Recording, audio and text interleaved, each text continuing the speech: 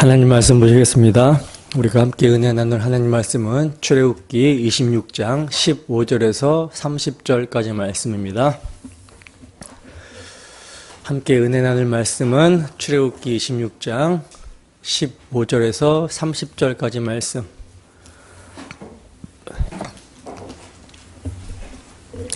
함께 합독하도록 하겠습니다. 시작.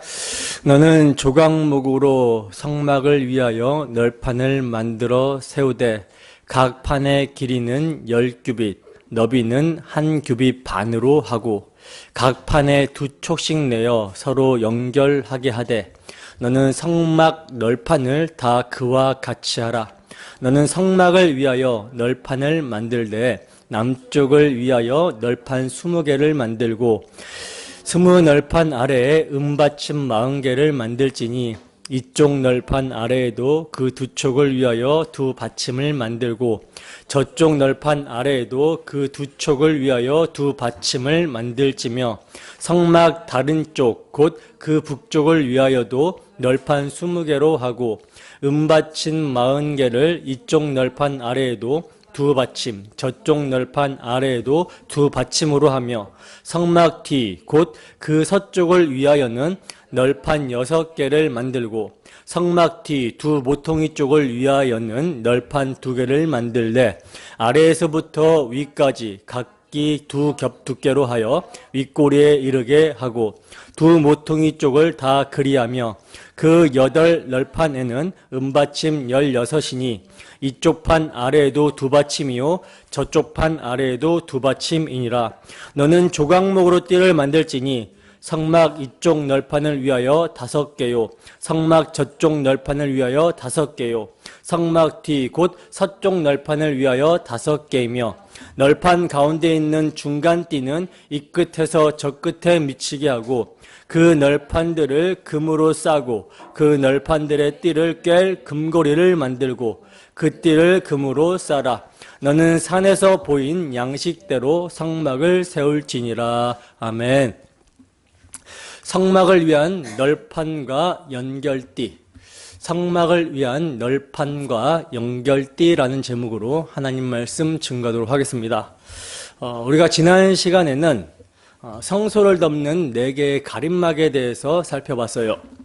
4개의 가림막 중에서 제일 중요한 가림막이 첫 번째 가림막이라고 말씀을 드렸었죠. 성소의 천장에 해당되는 가림막인데 고운 세마포에 청색, 자색, 홍색 실로 그룹들을 수놓은 그런 휘장입니다. 이게 왜 중요하냐면 예수 그리스도의 순결함과 고귀함, 즉 의로우심과 하늘의 왕이신 예수 그리스도께서 자기 백성을 위하여 이 땅 가운데 오셔서 고난당하심 등 예수 그리스도의 인격과 사역, 십자가 복음을 계시하고 있기 때문에 중요하다, 굉장히 중요하다라고 말씀을 드렸던 거예요. 그래서 이 첫 번째 휘장을 성막이라고 부른다라고 말씀을 드렸었죠. 따라서 그리스도의 인격과 구속 사역을 나타내는 이 첫 번째 휘장이 없으면 성막이 될 수 있습니까? 없습니까? 성막이 될 수 없는 것이죠. 자, 그리고 이제 이 첫 번째 휘장, 성막을 덮는 가림막이 염소털로 만든 휘장이었어요.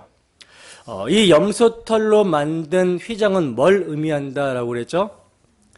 맏아들 예수 그리스도의 그 희생의 공로, 이 공로가 죄인의 것으로 여겨져서 하나님의 아들들로 받아들여지게 되었다라는 것을 의미한다라고 이렇게 말씀을 드렸고요.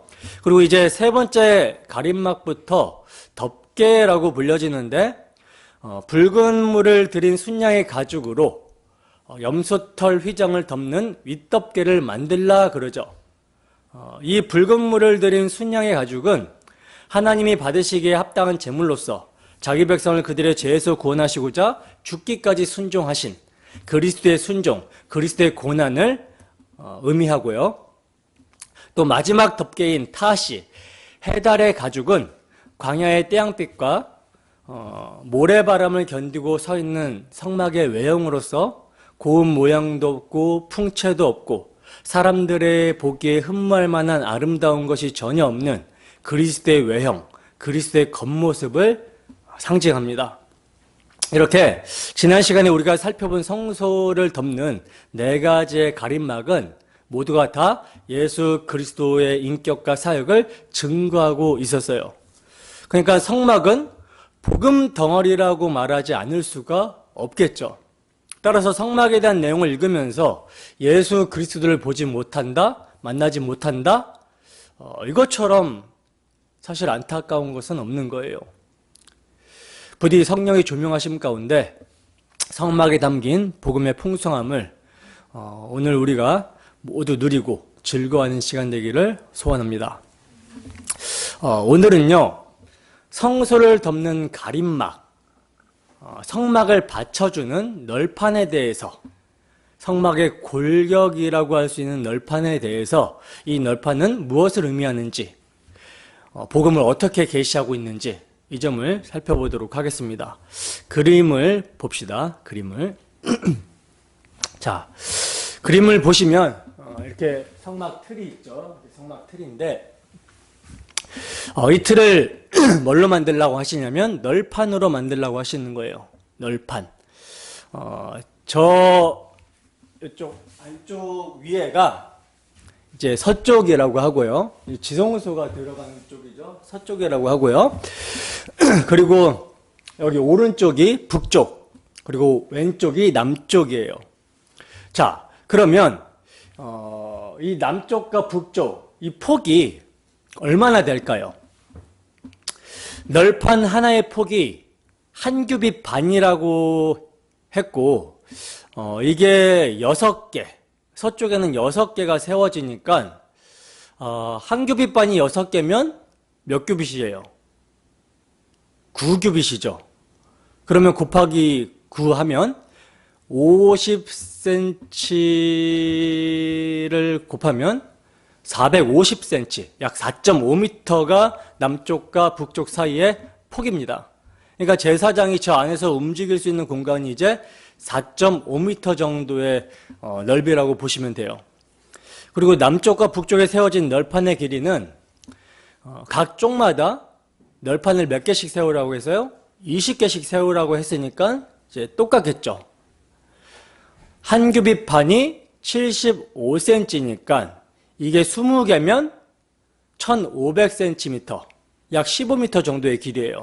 그러니까 높이가 10규빗, 5m에 넓이가 한 규빗 반, 75cm의 널판이 남쪽에 20개, 북쪽에 20개 이렇게 연결이 되는데 널판을 연결시킬 두 촉을 만들고 두 촉이 들어갈 구멍 둘을 뚫어서 널판과 널판을 붙여 세우는 겁니다.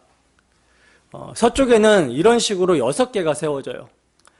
그래서 폭은 4.5m, 길이는 15m, 높이는 5m인 성막 틀이 그림을 보시다시피 이렇게 세워져 있는 거죠. 그런데 서쪽 널판 6개, 서쪽에 있는 널판 6개 뒤에를 자세히 보시면 양쪽 끝에 널판이 하나씩 더 있죠. 그러니까 양 끝이 모퉁이다 보니까 조금 흔들릴 수 있기 때문에 더 견고하게 잡아주기 위해서 널판이 양쪽에 하나씩 더 붙이라고 하는 거예요. 그리고 이번에는 살펴보지는 않겠지만 지금 동쪽에 보면 뻥 뚫려 있죠. 원래 여기에는 기둥 5개가 세워지게 되고요. 그 기둥에 성막문 휘장을 들이워가지고 성소에 들어갈 수 있는 출입구를 만들게 돼요. 자, 그리고 이따가 또 자세히 살펴보겠지만 세워지는 널판 그 밑에 부분에 연결축 2개를 만듭니다. 이게 이제 널판을 받치는 그 은받침이라는 것에 끼워지는 촉인데 이걸 끼우려면 은받침 2개에 각각 구멍이 하나씩 나 있겠죠. 그래서 널판이 흔들리지 않도록 고정을 시켜주는 거예요. 이 널판의 역할은 당연히 광야의 비바람에 언약궤와 성소 기물들이 날아가지 않도록 하기 위한 골격의 역할, 방어막의 역할을 하게 되는 것이죠. 그래서 이 20개의 널판들을 그냥 세워놓으면 어떻게 돼요? 옆으로 이렇게 흔들리거나 넘어질 수 있기 때문에 넘어지지 않게 하기 위해서 널판 밑에 은받침으로 받치게 한 것입니다. 그리고 이를 또 더 단단하게 고정시키기 위해서 고리를 만들어서 이것들 사이에 채로 꿰라고 하시죠. 이 채를 가리켜서 띠라고 해요. 띠. 5개의 띠로 연결을 하라고 하시는데 이것도 이따가 자세히 그 의미를 살펴볼 거예요. 자, 이런 식으로 이제 성막 틀, 널판들을 흔들리지 않게 해라. 완전히 고정시켜라. 이 점을 강조를 합니다. 뒤에 서쪽 두 모퉁이 사이에도 흔들리지 않도록 널판을 2개 덧대라고 하시고 붙이라고 하시고 또 널판 밑에는 은받침으로 받치라고 하시고 또 그리고 띠를 통해서 흔들리지 않도록 만들라고 하시는 거예요. 그러니까 이 성소라는 하나님 나라, 하나님이 임재하신 처소는 흔들리지 않는다라는 것을 보여주고 있는 것이죠. 하나님 나라, 하나님의 보좌는 절대로 흔들리지 않는다. 이 점을 강조하고 있는 거예요. 자, 그러면 하나님께서 일하는 성막의 틀, 널판으로 성소 골결을 만드시는 것을 통해서 무엇을 계시하려고 하시는 것일까요? 성막 전체가 예표하는 것이 예수 그리스도의 인격과 사역이라는 것을 우리는 계속 살펴보고 있잖아요. 그러니까 우리는 지금 답이 딱 정해진 상태에서 접근을 하는 거예요. 그러니까 우리가 이런 것을 볼 때는 이미 답을 알고 있는 상태에서 접근을 하는 것입니다. 따라서 이거는 뭔가 좀 다를까? 이게 아니라 이것도 그리스도의 인격과 사역인데 어떤 식으로 표현이 되어 있을까? 그리고 어떤 점을 조금 더 강조하고 있을까? 이런 식으로 접근함으로써 복음의 풍성함을 우리가 발견하고 누리게 되는 것이죠. 이게 하나님이 성경을 우리에게 주신 의도대로 새 언약의 일꾼들이 성경을 사용하는 방법입니다. 잘 사용하는 방법이에요. 자, 그러므로 예수 그리스도와 그분의 구원 사역을 예표하는 것이 널판, 성막의 골격이라고 보시면 됩니다. 자, 근데 여기서 예수 그리스도에게서만 딱 끝나는 것이 아니죠. 왜냐하면 예수님은 홀로 승천하셔서 하늘 성소로 들어가신 분이 아니라 우리를 품고 승천하신 분이에요. 그래서 우리가 마침내 주 예수 다시 오시면 우리도 승천하여 하나님 보좌 우편에 이제 이렇게 앉게 되는 것이죠. 그러므로 이 널판들, 성막의 골격들은요, 예수 그리스도와 그분의 사역을 의미함과 동시에 그리스도와 연합된 교회들의 역할과 교회들의 정체성도 함께 보여주고 있는 것입니다. 그러니까 언약궤를 중심으로 삥 둘러가지고 하나님의 성도들이 쭉 서 있는 모습, 이렇게 볼 수가 있고요. 또 예수 그리스도께서 크신 팔로 안고 있는 모습이라고 할 수 있다는 거예요. 자, 그러면 이제 하나씩 그 의미를 살펴보도록 하겠습니다. 15절과 16절 그리고 29절을 함께 읽겠습니다. 시작.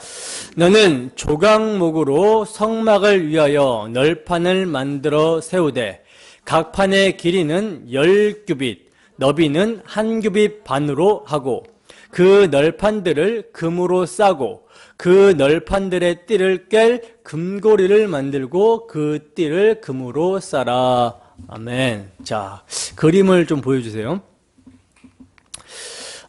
성막을 위하여 널판을 만드는데 조각목으로 만들라고 말씀을 하시죠. 조각목. 그러니까 성막을 위한 널판의 재료를 백향목처럼 멋있고 값비싼 것이 아니라 우리가 계속 살펴보고 있는 조각목, 아카시아 나무로 만들라고 하시는 거예요. 이게 단단하긴 하지만 뭐 그렇다고 가치가 있거나 볼품이 있는 그런 나무는 아니죠. 이건 뭘 의미한다라고 했습니까? 이건 이제 그리스도의 인성을 나타냅니다. 변치 않는 그리스도의 순결한 삶과 그리고 또 인간의 연약함을 나타내시는 예수님께서 인성을 취하여 오신 하나님이시다. 이것을 계시하고 있는 거예요. 자, 그래서 여기에다가 29절에 보면 뭘 입히라고 합니까? 이 조각목에다가 뭘 입히라고 하죠? 항상 그랬듯이 금으로 싸라, 금으로 입히라 그러죠. 이것은 그리스도의 신성을 의미합니다. 그리스도의 신성.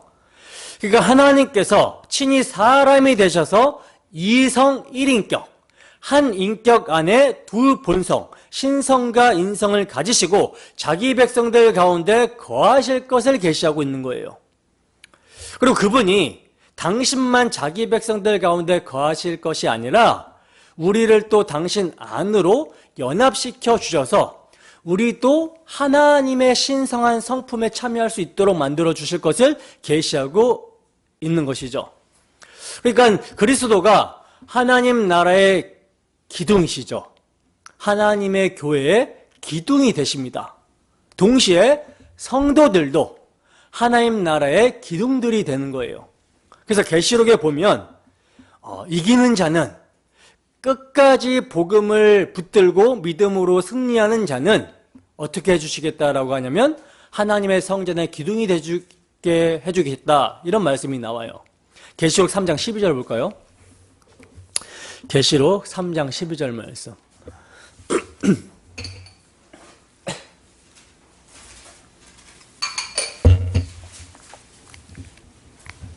네, 계시록 3장 12절 함께 읽습니다. 시작. 이기는 자는 내 하나님 성전의 기둥이 되게 하리니 그가 결코 다시 나가지 아니하리라. 내가 하나님의 이름과 하나님의 성 곧 하늘에서 내 하나님께로부터 내려오는 새 예루살렘의 이름과 나의 새 이름을 그의 위에 기록하리라. 아멘. 이게 지금 예수님께서 빌라델피아 교회에게 하신 말씀인데, 이기는 자는 이라는 말은요, 복음을 믿고 그리스도의 승리에, 그분의 생명에 참여하게 된 자를 말하는 거예요.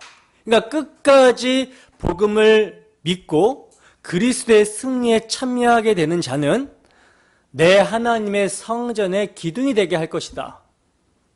이건요, 그리스도 당신 안으로 연합시켜 주심으로 그리스도의 몸으로서 신성한 성품에 영원히 참여할 수 있게 하시겠다라는 것을 말씀하시는 거예요. 예수 그리스도께서 하나님의 성전의 기둥이시며 그 안에서 우리도 기둥이 되었음을 의미합니다.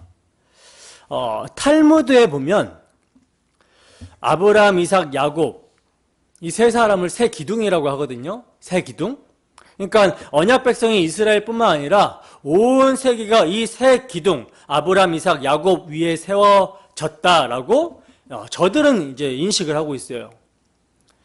그러나 아브라함, 이삭, 야곱은 여러분 무엇을 상징합니까? 우리가 아브라함, 이삭, 야곱 이러면 무엇을 이렇게 딱 떠올리고 의미하게 되죠? 아브라함과 이삭과 야곱에게 언약하신, 맹세로 언약하신 하나님의 언약을 우리가 상기시키게 되죠. 그러니까 아브라함과 이삭과 야곱의 하나님 이렇게 표현할 때는 언약의 하나님이라는 표현이에요. 언약의 하나님. 그러니까 진짜 기둥이라는 것은요, 아브라함, 이삭, 야곱 그들 자체가 아니라 그들에게 하나님께서 세워주셨던 약속, 메시아 언약이 기둥이다라는 거예요. 기둥. 그래서 갈라디아서 2장 9절에 보면 바울 사도는 초대교회의 기둥같이 여기는 사람으로 야고보, 요한, 게바를 거명하면서 이들이 너희가 기둥같이 여기는 사람들이 아니냐라고 하는 표현을 하고 있는데, 이건요, 초대교회를 예수 그리스도의 복음으로 바치고 있는 사람이라는 뜻입니다. 따라서 기둥이라는 것은요, 예수 그리스도 그리고 그분의 복음이 우리의 기둥이고요, 그렇게 복음으로 충만한 성도들 한 사람 한 사람이 그리스도와 연합이 되어서 복음으로 섬기고 헌신함을 통해 교회를 떠받치고 있는 것, 하나님의 성전의 기둥, 굳건한 기둥이 되어지는 거예요.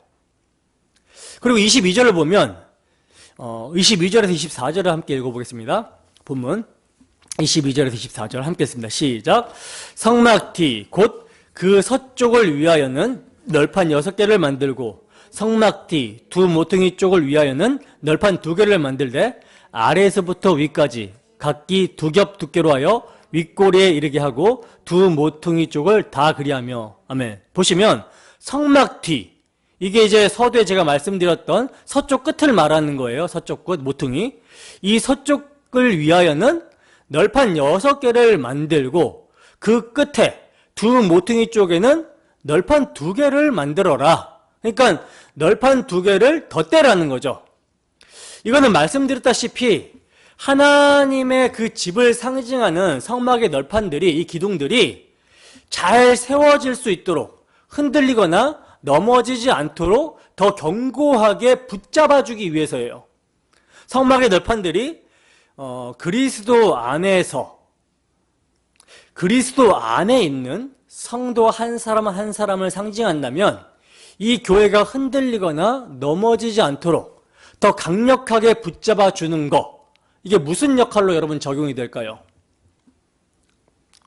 교회가 흔들리지 않도록, 넘어지지 않도록 강력하게 고정시켜주고 붙잡아 주는 거, 이게 무슨 역할로 적용이 될까요? 성령 충만, 성령의 역사로 적용이 되겠죠. 그래서 그리스도께서 자기 교회를 굳건하게 붙잡아 주시기 위해서 두 널판으로 대고 계신다. 성령으로 충만하게 하심으로 교회를 붙드신다. 그와 동시에 이것을 우리에게 적용시키면 교회 안에는 연약한 자들이 있고 굳센 자들이 있잖아요. 야고보, 게바, 요한같이 기둥 같은 사람들, 그러니까 성령이 충만한 이 같은 사람들을 통하여서 교회를 복음으로 양육하고 잘 섬겨줌으로써 흔들리지 않고 넘어지지 않게 견고하도록 잘 세워져 가게 하신다라는 거예요.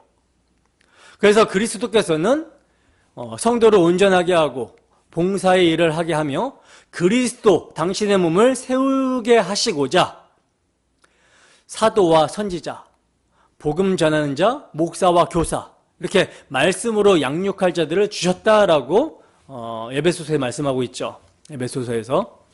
그래서 이렇게 적용을 할 수가 있는 거예요. 본문 17절에서 21절입니다. 본문 17절에서 21절 함께 읽습니다. 시작. 각 판에 2촉씩 내어 서로 연결하게 하되 너는 성막 널판을 다 그와 같이 하라. 너는 성막을 위하여 널판을 만들되 남쪽을 위하여 널판 20개를 만들고 20 널판 아래에 은받침 40개를 만들지니 이쪽 널판 아래에도 그 2촉을 위하여 2 받침을 만들고 저쪽 널판 아래에도 그 2촉을 위하여 2 받침을 만들지며 성막 다른 쪽 곧 그 북쪽을 위하여도 널판 20개로 하고 은받침 40개를 이쪽 널판 아래에도 2 받침, 저쪽 널판 아래에도 2 받침으로 하며. 아멘. 자, 그림을 보세요. 그림을 보시면 각 널판에다가 2개의 촉, 이게 2개의 촉이에요. 2개의 촉을 이제 서로 끼워 맞출 수 있도록 2개의 촉과 2개의 홈을 이제 만들려고 하고요. 서로 연결하라고 말씀합니다. 그래서 남쪽에도 20개, 북쪽에도 20개의 널판을 이렇게 딱 붙여서 만들려고 하고 있고요. 그리고 또 무엇을 만들려고 하냐면 다른 그림을 좀 보여주세요. 자, 보시면 이 널판 아래에 여기 2촉이 또 있죠. 이 2촉이 이 은받침에 끼워지는 촉이에요. 그러니까 은받침에도 구멍을 내고 2촉을 끼울 수 있도록 이걸 만들려고 하시는 것입니다. 은받침 가운데도 구멍을 내서 거기다 끼워서 연결해라. 자, 그러면 어떤 모양이 되냐면 이제 다른 그림을 보여주세요. 자, 이렇게 마치 신발을 신는 것과 같은 그런 모습, 신발을 신고 서 있는 그런 모습처럼 이렇게 보여지게 되죠. 자, 그러면 이제 이 은받침은 널판 1개당 2개씩이니까, 널판 하나당 2개씩이니까 여러분 널판이 총 몇 개입니까? 널판이 총 몇 개예요? 북쪽에 20개, 남쪽에 20개, 총 40개죠. 그러면 널판 밑에 두 개의 촉에다가 두 개의 음받침이 끼워지니까 음받침은 총 몇 개가 되는 거예요? 2배니까 80개가 되는 거죠. 그리고 이제 서쪽에는 널판이 몇 개라고 그래요? 서쪽에는 널판이 6개인데 뒤에다가 2개를 더 떼죠. 그러니까 널판이 총 8개니까 음받침은 몇 개예요? 16개. 그리고 지성소와 성소 사이를 가로막는 휘장에도 널판이 4개가 들어가거든요. 그럼 여기도 음받침이 8개가 들어가게 되죠. 그러면 총 널판 수는요 40개에 서쪽에 8개, 그리고 지성소와 성소 사이에 4개 해서 52개가 되고요. 그러면 음받침은 널판 1개당 2개니까 총 104개가 되는 거예요. 그리고 이제 저기 앞에 동쪽에도 기둥이 있다라고 했잖아요. 5개의 기둥이 세워지는데 이건 나중에 살펴보겠지만 여기에는요 음받침이 아니라 놋받침이 세워집니다. 놋받침. 놋. 이 놋은 우리가 자주 살펴보다시피 뭘 상징한다 그래요? 놋은 심판을 상징하죠. 하나님의 심판. 공의에 따른 진노를 상징하는 것이 놋인데 어쨌든 앞에 기둥, 동쪽에 있는 기둥받침은 음받침이 아니에요. 놋받침입니다. 자, 그럼 보세요. 그림에서 보시다시피 정말 사람이 신발을 신는 것처럼 널판이 음받침을 신고 있는 것처럼 보여져요. 자, 이 그림이 여러분 쭉 연결된다고 한번 생각을 해보세요. 쭉 연결된다. 사람들이 쭉 서 있는 모습, 그러니까 성도들이 서로 연합해서 성막을 지탱하는 골조로 연결이 되고 있는 그런 모습입니다. 신약이 어떤 말씀이 생각이 나죠? 우리가 주일날 살펴보고 있는 에베소서의 말씀이 생각나지 않습니까? 에베소서 2장 21절에서 22절 말씀입니다. 에베소서 2장 21절에서 22절 말씀. 네. 우리 가영 청년이 큰 목소리로 한번 읽어볼까요? 에베소서 2장 21절에서 22절 말씀. 그 안에서 구별받아 서로 연결하여 주 안에서 성전이 되어가고 너희도 성령 안에서 하나님이 거하신 처소가 되기 위하여 그리스도 예수 안에서 함께 지어져 가느니라. 아멘. 자, 널판과 널판이 연결이 되어 성막을 지탱하는 성소의 골조가 되어 가듯이 예수 그리스도 안에서 성도 한 사람 한 사람이 마치 건물과 건물이 연결되듯이 연합하여 서로 연결하여 주 안에서 뭐가 되어져 간다? 성전이 되어져 가는 거예요. 하나님이 거하실 처소가 되어져 가는 것입니다. 출애굽기의 성막은 이 점을 지금 계시를 하고 있는 거예요. 자, 그러면 널판을 받치고 있는 2개의 음받침은 여러분 어떤 의미가 있을까요? 음받침. 널판을 받치고 있는 이 음받침은 어떤 의미가 있을까요? 음받침을 만들 때 사용되는 은은요, 생명을 속하기 위하여 여호와께 드린 생명의 속전으로 만들어집니다. 이 은이라는 것은 하나님께서 유월절 어린 양의 피로 이스라엘의 장자들이 죽지 않고 그 장자들이 대표하는 이스라엘 백성들이 전체가 살게 되었다. 애굽에서 속량함을 받게 되었다. 이것을 이스라엘 백성들이 잊지 않게 하시고자 생명의 속전값으로 내라고 한 거거든요. 그러니까 여호와께서 이스라엘을 애굽의 종살이에서 건져내신, 구원하신 그 속전값으로 지불해라. 그러니까 생명의 속죄는 은이에요. 은. 따라서 은은 속죄의 의미가 있는 것입니다. 속죄의 의미. 출애굽기 30장 11절에서 16절 말씀. 출애굽기 30장 11절에서 16절 말씀 함께 읽어보겠습니다. 시작. 여호와께서 모세에게 말씀하여 이르시되 내가 이스라엘 자손의 수요를 조사할 때에 조사받은 각 사람은 그들을 계수할 때에 자기의 생명의 속전을 여호와께 드릴지니 이는 그들을 계수할 때에 그들 중에 질병이 없게 하려 함이라. 무릇 계수 중에 드는 자마다 성소의 세겔로 반세겔을 낼지니 한 세겔은 20게라라. 그 반세겔을 여호와께 드릴지며 계수 중에 드는 모든 자 곧 20살 이상 된 자가 여호와께 드리되 너희의 생명을 대속하기 위하여 여호와께 드릴 때에 부자라고 반세겔에서 더 내지 말고 가난한 자라고 덜 내지 말지며 너는 이스라엘 자손에게서 속전을 취하여 회막 봉사에 쓰라. 이것이 여호와 앞에서 이스라엘 자손의 기념이 되어서 너희의 생명을 대속하리라. 아멘. 보세요. 이스라엘 백성들을 인구 조사하는데 20살 이상이 된 자라면 다 각자의 생명의 속전, 목숨값을 내야 된다라고 말씀을 하고 있어요. 그것을 은으로 내라고 하십니다. 이것을 내지 않으면 이 사람은 여러분 뭘 기억하지 못하는 것이 되는 거예요? 하나님의 은혜로 자신이 애굽에서 속량함을 받았다. 하나님의 은혜로 살게 되었다. 이것을 망각해버리게 되는 것이죠. 이것을 여러분 망각한 것이 사실 질병입니다. 질병. 어린 양의 피를 기억하지 못하고 믿지 않으면 어떻게 돼요? 생명의 근원이신 하나님과의 교제가 막히게 되겠죠. 그래서 죄로 인한 질고와 질병이 생기게 되는 것입니다. 자, 그리고 이제 15절에 보면 너희의 생명을 대속하기 위하여 여호와께 드릴 때에 부자라고 반세겔에서 더 내지 말고 가난한 자라고 덜 내지 말며 너는 이스라엘 자손에게서 속전을 취하여 회막 봉사에 쓰라. 이렇게 말씀을 하고 있어요.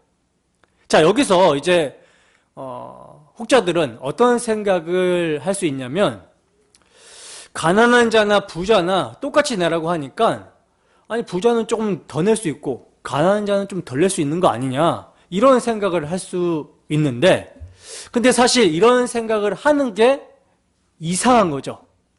왜 그렇습니까? 왜냐하면 사람의 지금 목숨값으로 내라고 하잖아요. 사람의 목숨값은 다 똑같기 때문이에요. 죄의 값인 사망, 하나님의 영광을 더럽혀서 죽어야 될 그 심판의 값은 다 똑같다는 것입니다. 그러므로 모든 사람들은 생명의 속전을 똑같이 내게 되는데 그것이 은 30이에요. 예수님이 은 30에 팔려 나가시죠. 왜 그럴까요? 우리를 대신하여 생명의 속전이 되어 주시기 때문에 예수님이 은 30에 팔려 나가게 되시는 것입니다.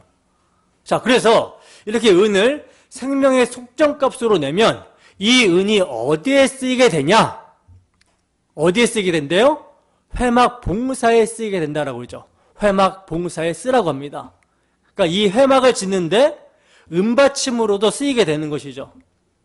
그러니까 우리의 생명값이 성막에 들어가게 되는 거예요. 성막. 성막은 예수 그리스도와 그분의 구원 사역을 나타내는 것이니 너무나도 당연하겠죠. 그러니까 그리스도 안에서 하나님이 거하실 처소로 성도들이 지어져 가면서 이들을 온전하게 하며 봉사의 일을 하게 하며 그리스도의 몸으로 세우는 모든 일에는 뭐가 들어가야 된다? 예수 그리스도의 십자가 대속의 피, 그 피의 공로를 믿음으로 그 은혜를 기억함으로써 해야 된다는 거예요. 이것을 망각하게 되면요, 하나님의 교회를 섬기는 일이 될 수가 없습니다. 자기 자랑이 되어버리지 하나님이 받으시는 일이 될 수 없다는 거예요. 그래서 속전값을 내어서 회막 봉사에 쓰라고 하시면서 뭐라고 말씀하시냐면 이것이 여호와 앞에서 이스라엘 자손의 기념이 되어서 너희의 생명을 대속하리라 이렇게 말씀을 하시는 거예요. 그러니까 이 은을 속전값으로 내어서 회막의 봉사함을 통해 뭘 기억하게 하고 어린 양의 피를 기념하게 하고 그 피가 너희의 생명을 대속했다라는 것이 증거가 되게 하시겠다라는 것입니다. 그러니까 우리가 예수 그리스도의 대속의 피로 구원을 얻었잖아요. 근데 우리가 교회로 모여서 예수 그리스도의 대속의 피, 그 사랑이 강권하시는 것을 통해서 서로 섬기고 서로 봉사하고 예배함을 통해서 이것이 우리가 대속을 받은 증거로 나타내게 하시겠다. 이렇게 말씀하시는 것과 같은 거예요. 자, 그러니까 은이 생명을 대속한 피를 기억하게 하는 것이죠. 여러분, 생명을 속하게 하는 것은요, 피입니다. 구약 성경은 생명은 피로만 속할 수 있다. 이렇게 말씀을 하고 있어요. 그러니까 지금 은을 속정값으로 내어서 생명을 대속한 피를 기억하게 하는 것이기 때문에 은과 피가 같은 의미로 사용되어지고 있는 거예요. 여러분, 하나님께서는 피를 먹지 말라고 하셨어요. 그죠? 피를 먹지 말라. 왜 하나님께서 피를 먹지 말라고 하셨을까요? 하나님 피를 좋아하셔서? 아니죠. 내가 그 피를 너희에게 주어서 너희의 생명을 속하게 하기 위해서 먹지 말라고 하신 것입니다. 너희 스스로 피를 먹고 마시면 너희 죄를 먹고 마시는 것으로 심판당하게 되는데, 이 피를 하나님 앞에 제사로 드리게 될 때 하나님께서 당신의 아들 예수 그리스도의 피를 우리에게 주실 것을 미리 보여주셨다라는 거죠. 그런데 이제 그 피의 실체이신 예수 그리스도께서 피가 흘려지고 나서는, 십자가에서 대속의 피가 흘려지고 나서는 영원한 속죄가 이루어지게 되었잖아요. 그죠? 그러면 이제 피를 먹어도 됩니까? 안 됩니까? 먹어도 돼요? 안 돼요? 피. 선지 안 좋아하세요? 저는 별로 선지를 안 좋아하는데 우리 사모와 애들은 엄청 좋아해요. 잘 먹어요. 오늘날도 피를 먹어서는 안 되고, 또 순대 얼마나 맛있습니까? 근데 이 순대도 안 되고, 돼지고기도 안 된다. 부정한 음식은 먹으면 안 된다. 이건 뭐예요? 이건 유대인이죠, 유대인. 근데 이 유대인처럼 이렇게 이걸 지키는 사람들이 있어요. 그 사람들이 이제 우리는 이단이라고 하는데, 이제 안식교나 뭐 이런 사람들이죠. 우리는 그렇지 않습니다. 잘 먹을 수 있어요. 왜? 오직 예수 그리스도의 피가 우리의 생명을 속하게 합니다. 그런데 은으로 또 속죄를 받으니, 은은 피를 기념하는 것이기 때문에, 그 의미이기 때문에 피와 같은 의미로 사용이 되어지는 거예요. 그래서 예수 그리스도의 십자가의 보혈을 상징하는 것이 은 30이 되어지는 것입니다. 생명의 값, 사람의 생명의 값. 자, 그럼 보세요. 구약 시대에는 생명의 속죄를 위해서 짐승의 피를 흘리라고 하셨잖아요. 그래서 양이나 염소나 소나 비둘기, 이런 짐승이 희생 제물로 제사로 드려질 때 그들이 용서를 받았습니다. 그죠? 근데 이게 여러분, 궁극적으로 진정한 용서를 받을 수 있는 피일까요? 그렇지 않죠. 어떻게 짐승의 생명값과 인간의 생명값이 같겠습니까? 달라요. 이건 모형과 그림자로 진짜 실체를 보여주시기 위해서 짐승의 피를 사용하라고 하신 것이고요. 궁극적으로는요, 속죄가 되지 않습니다. 속죄를 할 수 없어요. 그래서 히브리서 기자는 뭐라고 하냐면, 황소와 염소의 피가 능히 죄를 없이 하지 못한다, 이렇게 말씀을 하고 있었던 것입니다. 찾아볼까요? 히브리서 10장 4절에서 5절 말씀. 히브리서 10장 4절에서 5절 말씀.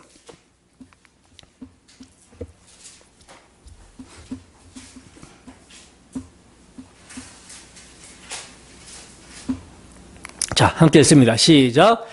이는 황소와 염소의 피가 능히 죄를 없이 하지 못함이라. 그러므로 주께서 세상에 임하실 때 이르시되, 하나님이 제사와 예물을 원하지 아니하시고 오직 나를 위하여 한 몸을 예비하셨도다. 아멘. 보세요. 황소와 염소의 피가 능히 죄를 없이 하지 못한다라고 그러죠. 그래서 누가 오셔야 돼요? 실체 신분이 오셔야 돼요. 하나님께서 예비하신 한 몸이 희생제물로, 인간의 죄를 위한 희생제물로 오셔야 되는 것입니다. 오셔서 죄를 이제 사해 주셔야 된다라는 거죠. 피를 흘리심으로. 자, 그렇다면 여러분, 은으로는, 즉 은으로 대속할지니라고 했잖아요. 그럼 은으로는 죄를 씻을 수 있을까요? 시편 기자는 이렇게 말씀합니다. 시편 49편 6절에서 8절 말씀. 시편 49편 6절에서 8절 말씀.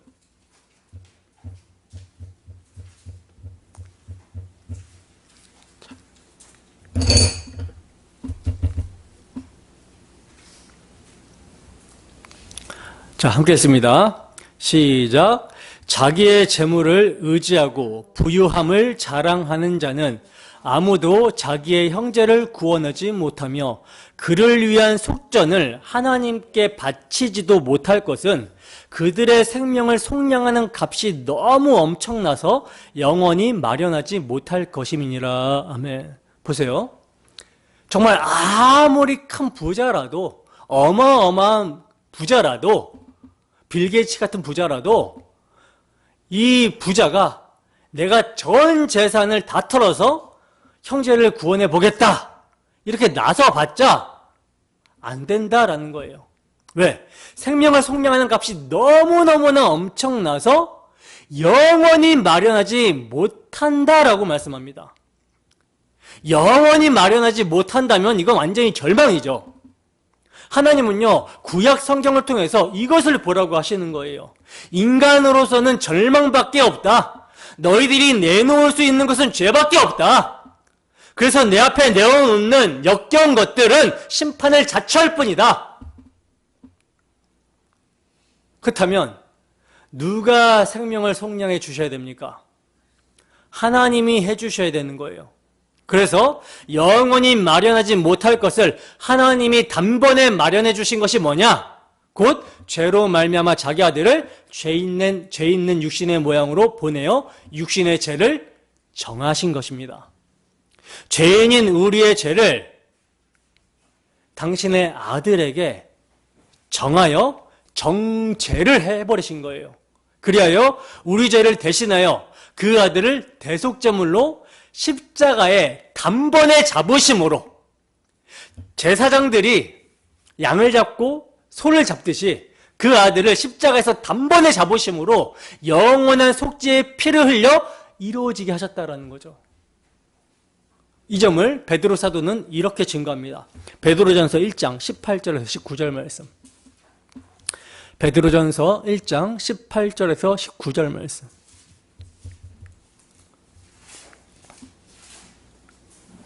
자, 함께 읽습니다. 시작.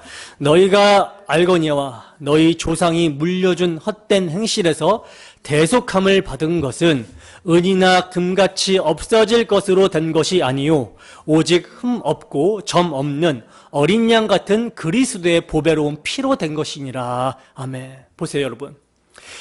첫사람 아담, 우리 조상 첫사람 아담이 물려준 헛된 행실, 그 죄에서, 원죄에서 대속함을 받을 수 있는 것은요, 죄와 허물로 죽어있는 상태, 본질상 진노의 상태, 사탄의 종의 그 상태에서 살 수 있게 되는 길, 해방될 수 있게 되는 길은 은이나 금같이 없어질 것으로 되는 것이 아니라 오직입니다. 오직 뭘로?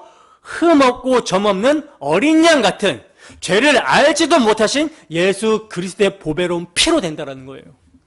따라서 생명의 속전, 은이 의미하는 바는 예수 그리스도의 보배로운 피를 가리키고 있었던 것이며, 그래서 우리 주님은 은 30에 팔리심으로써 십자가에서 보배로운 피를 흘려주셨던 것입니다. 바로 성막이 이걸 보여주고 있는 거예요. 이걸 성막에 은받침이나 은이 들어가는 것을 통해서 설명해 주시고 있는 거라는 거죠. 그러니까 우리는 십자가를 통해서 구약을 봐야지만 제대로 해석할 수가 있습니다. 그렇지 않고 하나님이 희생제물을 무지 좋아하시는구나, 기름을 엄청 좋아하시고 피를 엄청 좋아하시는구나, 이렇게 해석을 하면 안 된다라는 거죠. 자, 그러므로 이러한 의미를 알고 은받침 위에 굳게 선 널판들을 보게 되면요, 섬김을 받기 위해서가 아니라 섬기기 위해서, 많은 사람들의 대속제물, 즉 생명의 속전으로 자신을 내어주신 그리스도의 십자가 은혜 위에 우리 성도 한 사람 한 사람이 서 있게 된다. 무엇을 바라보며 서 있게 되는가? 언약궤를 바라보며 서 있게 된다. 그래서 모든 성도는 은받침이라고 하는 예수 그리스도의 대속의 은혜 위에 서서 서로 손을 맞잡은 것처럼 각자 연결이 되어서 그렇게 하나님 나라로 지어져 가게 되는 것입니다.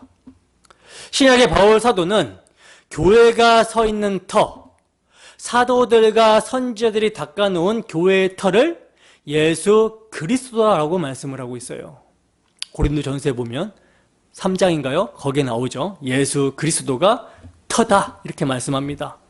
그러니까 교회는 예수 그리스도와 그의 십자가 대속 위에 세워지게 되는 거예요.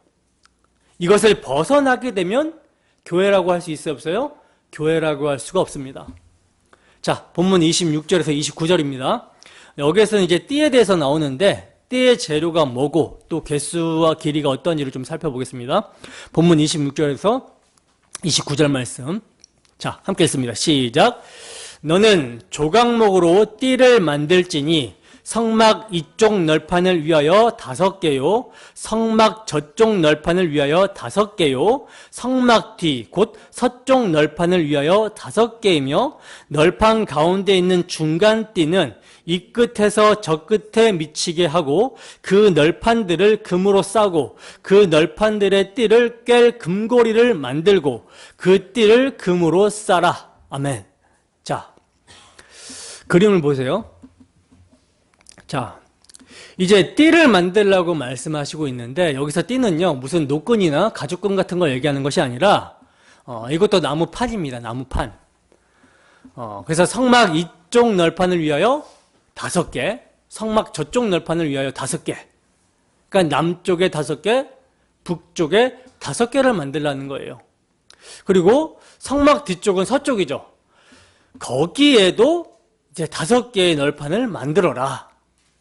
그리고 가운데 있는 중간띠는 이 끝에서 저 끝에 미치게 하고 그 널판들을 금으로 싸고 그 널판들의 띠를 꿰 금고리를 만들고 그 띠를 금으로 싸서 만들라 이렇게 말씀을 하고 있어요. 북쪽과 남쪽 이렇게 양쪽에 널판이 20개씩 있잖아요. 근데 한쪽당 띠가 15규빗씩 2세트예요. 다시 말해서 널판 10개씩 10개씩 위아래 그림에서 보듯이 4개로 이렇게 연결이 시키고 있고요. 그리고 중간에 가로지른 긴 띠가 하나 있죠. 이 긴 띠, 아마도 이 긴 띠는 안쪽으로 통과를 하는 것 같아요. 그게 뭐냐면 옆에 그림을 보시면 나머지 이렇게 4개는 금고리, 이게 금고리인데 금고리에 끼워서 이렇게 넣잖아요. 근데 지금 이 가운데는 통과를 시키죠. 통과를 시키고 있어요. 그러니까 한 번에 20개를 다 깨뚫고 있는 거예요. 그러니까 이 띠는 널판 안쪽으로 들어간다 이렇게 보시면 됩니다. 그리고 이 띠도 조각목으로 만들려고 하고요. 또 조각목을 금으로 싸라 그러죠. 그러니까 금으로 싼 막대기가 되는 거예요. 자, 그러면 여기서 이 띠를 만드는 목적이 뭘까요? 띠를 만들려고 하신 목적이 뭐예요? 흔들리지 않도록, 틈이 벌어지지 않도록 하기 위해서입니다. 널판들 사이에 띠가 없으면 이렇게 붙어 있다가 막 떨어지겠죠. 바람이나 뭐 이렇게 비가 오고 이러면은 흔들리고 넘어지고 그럴 거 아니에요. 그죠? 그래서 틈이 벌어지지 않게, 흔들리지 않게 하기 위해서 띠를 어떻게 하는 거예요? 딱 고정을 시키는 거예요. 그래서 널판들이 세워지기 전에는 이 널판들이 각각 개별적으로 있었다면 이제는 떨어질 수 없도록 어떻게 연결하고 지금 지어져 가고 있는 것이죠. 바로 이와 같이 성도들 또한 부르심을 받기 전에는 서로 각각이었어요. 각각이었으나 그리스도 안에서 부르심을 받고 이제 하나가 되어 이제 서로 그리스도의 보혈의 은혜로 성령의 역사로 함께 연결되어 지어져 가고 있다라는 것을 보여주고 있는 것입니다. 교회는 그리스도의 보혈과 성령이 하나 되게 하시는 이것으로 굳게 서서 지어져 간다. 이 점을 보여주고 있는 거예요. 서로 그리스도 안에서 하나됨으로 지어져 가야 하는 성도의 모습이 어떠해야 되는지 바울 사도는 이렇게 말씀합니다. 골로새서 3장 12절에서 17절 말씀입니다. 골로새서 3장 12절에서 17절 말씀.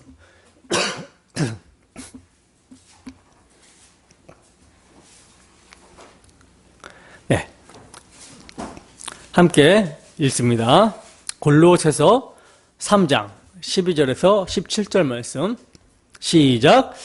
그러므로 너희는 하나님이 택하사 거룩하고 사랑받는 자처럼 긍휼과 자비와 겸손과 온유와 오래 참음을 옷 입고 누가 누구에게 불만이 있거든 서로 용납하여 피차 용서하되 주께서 너희를 용서하신 것 같이 너희도 그리하고 이 모든 것 위에 사랑을 더하라. 이는 온전하게 매는 띠니라. 그리스도의 평강이 너희 마음을 주장하게 하라. 너희는 평강을 위하여 한 몸으로 부르심을 받았나니 너희는 또한 감사하는 자가 되라. 그리스도의 말씀이 너희 속에 풍성히 거하여 모든 지혜로 피차 가르치며 권면하고 시와 찬송과 신령한 노래를 부르며 감사하는 마음으로 하나님을 찬양하고 또 무엇을 하든지 말에나 일에나 다 주 예수의 이름으로 하고 그를 힘입어 하나님 아버지께 감사하라. 아멘. 보세요. 지금 사도는요, 하나님이 택하사 거룩하고 사랑받는 자처럼 긍휼과 자비와 겸손과 온유와 오래 참음을 옷 입고 서로 용납하여 피차 용서하되 주께서 용서하신 것 같이 하고 이 모든 것 위에 뭘 더하라? 사랑을 더하라. 사랑을 더하라. 이것은 뭐다? 온전하게 매는 띠다라고 말씀하고 있죠. 여러분, 이 띠가 그리스도의 보혈이고요, 사랑입니다. 복음이 사랑, 그리스도께서 흘리신 피, 보혈은 나를 사랑해서 흘려주신 하나님의 사랑이잖아요. 나를 사랑해서 십자가에서 흘려주신 하나님의 사랑입니다. 따라서 자기를 객관화하여 우리를 십자가 앞에 세워야 되는 거예요. 그래서 그 그리스도의 사랑, 십자가 사랑으로 무장해야지만이 교회 안에 뭐가 없냐면 분열이 없습니다. 십자가 앞에 자기를 세워야지만이 서로 용납하고 용서하게 되는 거예요. 주께서 우리를 용서하셨듯이. 주께서 우리를 용서하신 걸 어디서 볼 수 있어요? 십자가에서 볼 수 있잖아요. 에베소서 4장 1절에서 3절 말씀입니다. 에베소서 4장 1절에서 3절 말씀.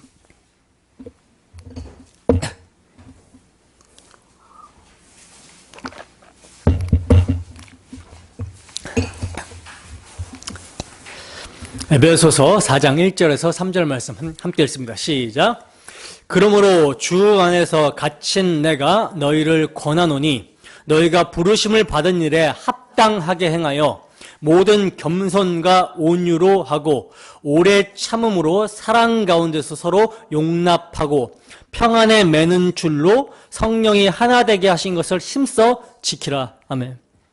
보세요. 사도는 너희가 부르심에 받은 일에 합당하게 행하라. 이렇게 말씀하고 있죠. 합당하게 행하라.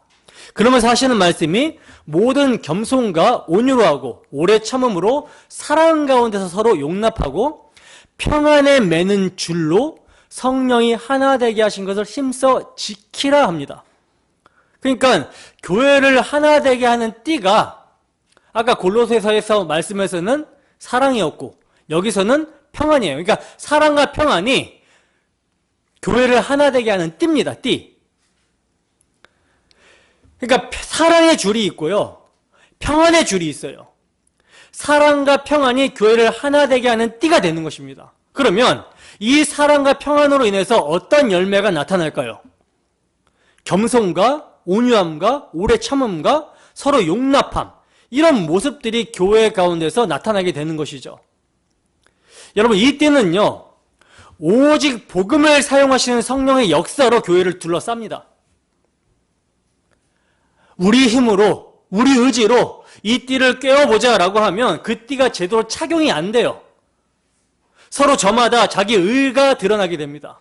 하지만 성령의 역사로 십자가가 우리의 눈앞에 밝게 보여지게 되면 이제 그리스도의 십자가 사랑이 찾아와서 그 사랑으로 하나됨을 이루게 되는 것이죠. 그리스도의 사랑이 성도 개인마다 강건하게 되면, 잡아 끌게 되면 그 사랑으로 하나됨을 이루게 된다라는 거예요. 그렇게 되면 이제 그리스도의 사랑이 임하면 하나님과 화목하고 이웃과도 화목하게 되는, 화목하는 평안이 임하게 되는 것이죠. 이것이 성령의 역사이기 때문에 평안에 매는 줄로 성령이 하나 되게 하신 것을 힘써 지켜라, 이렇게 사도는 말씀했던 것입니다. 우리는 신앙생활 하면서 내가 교회에 많은 좀 보탬이 되었으면 좋겠다, 이런 생각을 하는 것이 마땅하고 너무나 참 귀한데, 그것을 실천하려면요, 반드시 성령께 겸손히 우리에게 은혜를 베풀어 달라고 구하셔야 되는 거예요. 그럴 때 그리스도의 사랑과 평강으로 하나됨을 유지할 수 있게 됩니다. 교회란 구속의 은혜 위에 굳게 서 있는 성도 개개인이 사랑과 평안의 띠로 하나가 되어서 하나님의 성전으로 지어져가는 공동체예요.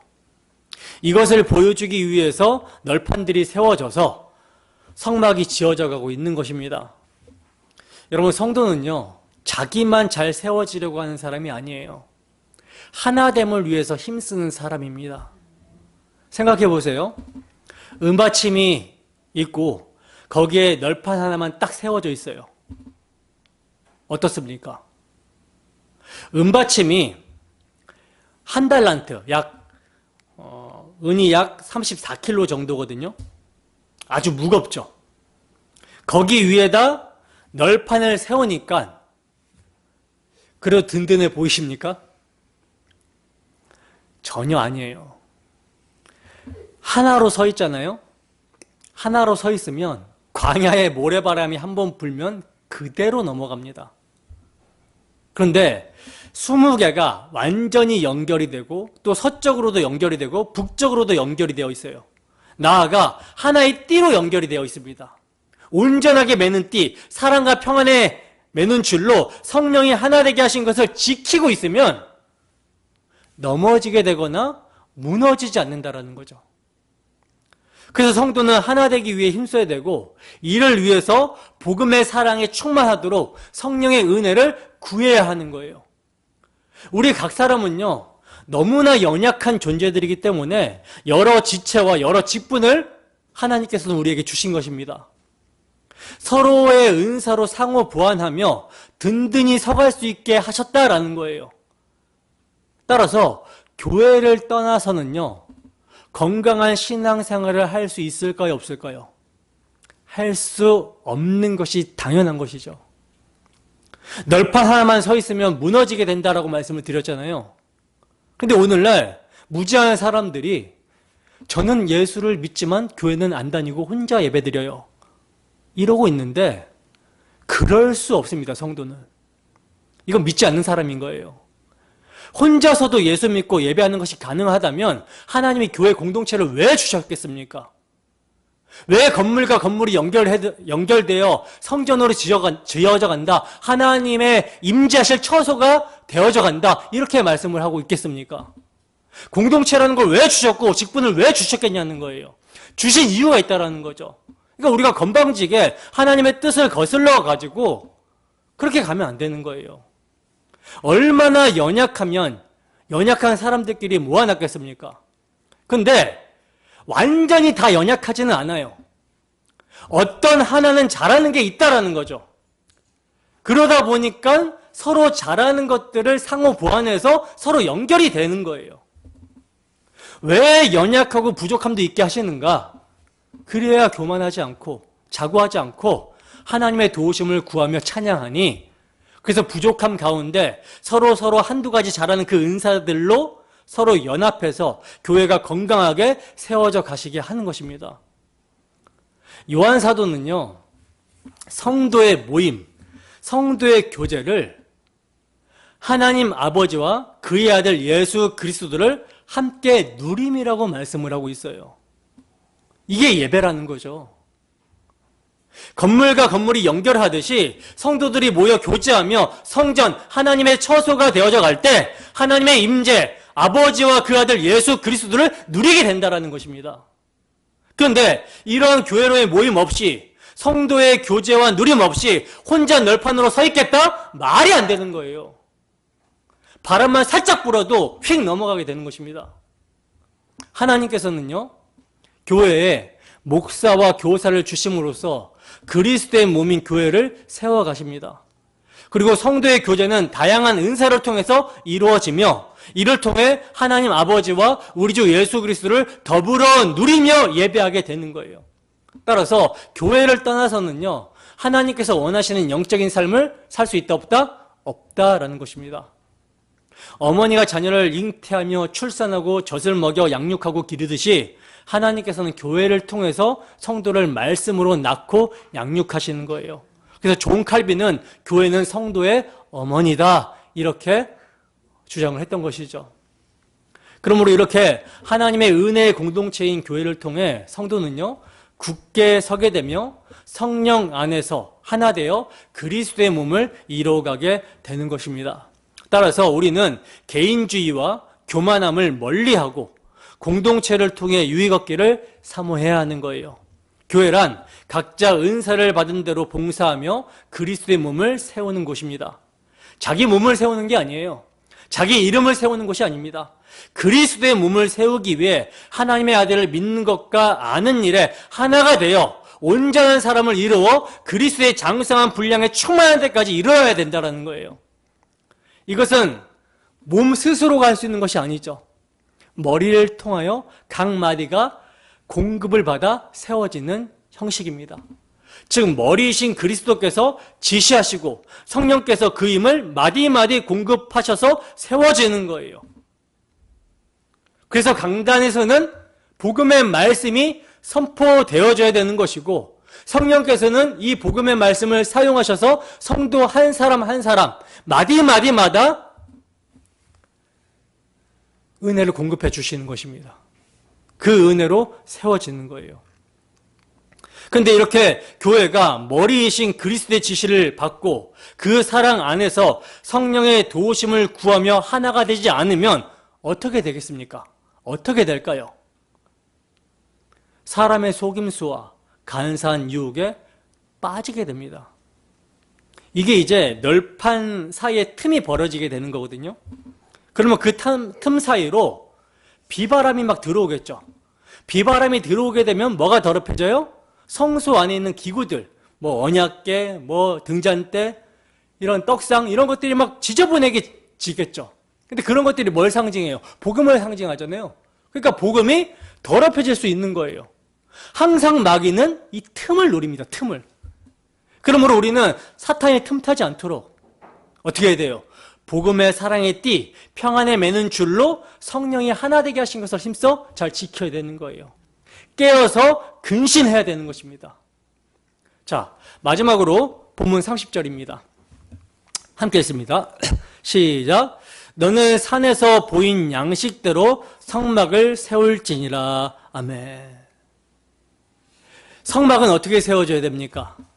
하나님께서 산에서 보인 양식대로 계시하신 대로 세워져야 되죠. 성막이 하나님이 보이신 양식대로 계시하신 대로 세워져야 성막이듯이 그리스도의 몸된 교회도 하나님의 계시에 따라 세워져야 교회인 거예요. 그 계시가 무엇입니까? 복음입니다. 복음. 이 복음은 누가 증거한다? 성령께서 증거하시는 거죠. 그래서 모든 신자들의 마음에 성령께서는 그리스도의 복음을 심어주시고 그 믿음 위에 교회를 세워가시는 거예요. 따라서 교회가 복음을 가슴에 담고 있지 않으면 이건 양식대로 세워진 것이 아니며 교회라고 할 수 없는 것이죠. 그러므로 여러분 우리는요, 서로를 복음으로 세워줘야 되는 거예요. 복음에 합당한 말과 행동, 이런 열매들이 교회를 교회답게 만듭니다. 그러기 위해서는 혹여 내 마음이 하나님의 양식이 아닌 것들이 들어가 있지 않은지 점검하고 살펴봐야 되는 것이며, 혹여 그런 것들이 있다면 어떻게 해야 돼요? 성령께서 허무시고 오직 하나님의 양식인 복음만으로 충만하게 해달라고 간구하셔야 되는 거예요. 주님께서는요, 너희가 나를 떠나서는 아무것도 할 수 없다라고 말씀을 하셨습니다. 따라서 주님만이 우리를 통치해달라고 간구하셔야 되는 거예요. 우리의 생각, 우리의 마음이 어디에 사로잡혀 있습니까? 늘 점검하시고 우리의 마음과 우리의 생각이 늘 주의 말씀에, 주의 복음에 붙들려 있을 수 있도록 우리가 경건에 힘써야 된다는 거죠. 그럴 때 우리 안에 계신 성령께서는 바울 사도가 말씀하고 있는 대로 교회다운 교회로 그리스도 안에서 건물마다 서로 연결하여 주 안에서 성전이 되어가며 성령 안에서 하나님이 거하실 처소가 되기 위하여 그리스도 예수 안에서 함께 지어져가게 하실 것입니다. 자, 이제 정리합니다. 우리는 오늘 본문이 무엇을 증거하고 있는지를 배웠어요.